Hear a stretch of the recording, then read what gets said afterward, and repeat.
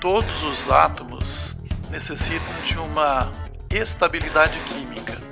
E para isso, eles precisam ter na camada de valência 8 elétrons.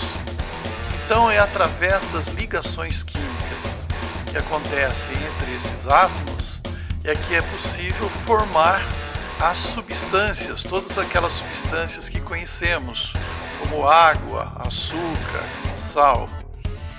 E essas ligações, elas podem ser de vários tipos.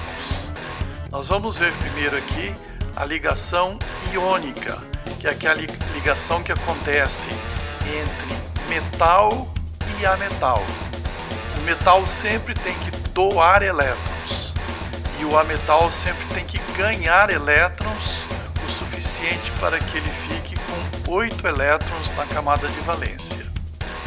E assim acontecendo, nós vamos ter a formação dos íons. Aquele que doa elétrons, ele se transforma num íon positivo, que é um cátion. E aquele que ganha elétrons se transforma num íon negativo, que é um ânion. E pela atração que acontece entre as cargas opostas desses íons, cargas positivas e negativas, é que vão se formar os compostos iônicos.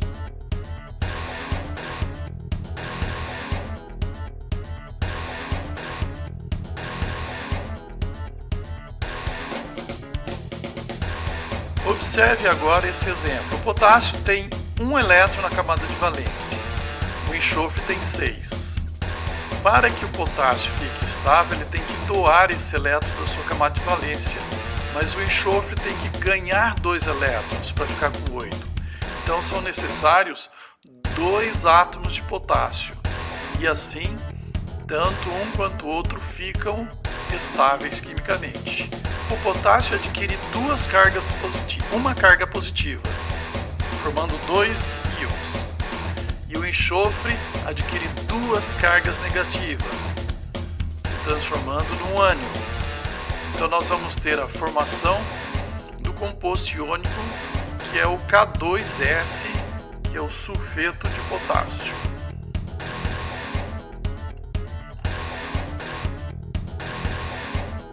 Agora temos aqui o caso da ligação do magnésio com o cloro. O magnésio tem 2 elétrons na camada de valência. Ele precisa doar 2 elétrons. E o cloro, ele tem 7. Portanto, o magnésio precisa doar os 2 elétrons, mas cada cloro só pode receber 1 elétron para poder ficar com 8 na camada de valência.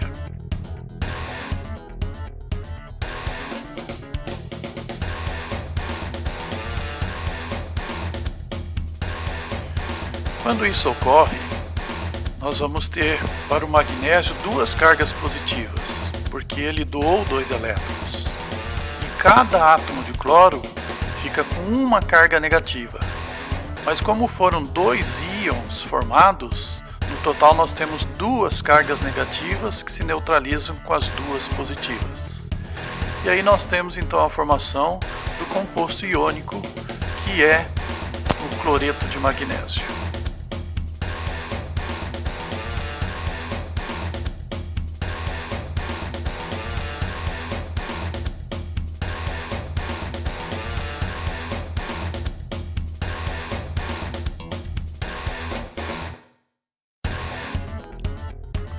Vamos ver agora uma ligação que ocorre entre o metal, que é o potássio, e o ametal, que é o oxigênio.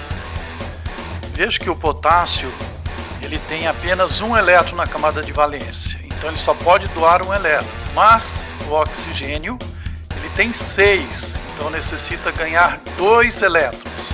Por isso é necessário mais um átomo de potássio para que o oxigênio receba os 2 elétrons que ele precisa.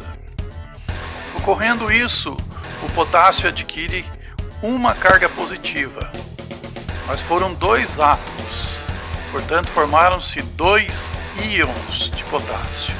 E o oxigênio, ele recebeu 2 elétrons, portanto ele adquire 2 cargas negativas.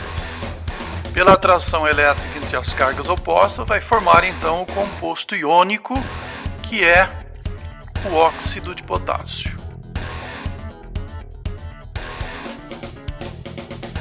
Então, lembrem que a ligação iônica ocorre entre um metal e um ametal. O metal é aquele que doa elétrons e o ametal sempre é aquele que recebe elétrons.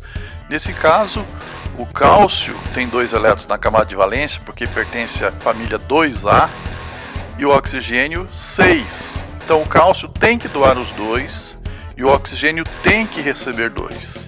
E quando isso acontece, o cálcio adquire 2 cargas positivas e o oxigênio adquire 2 cargas negativas.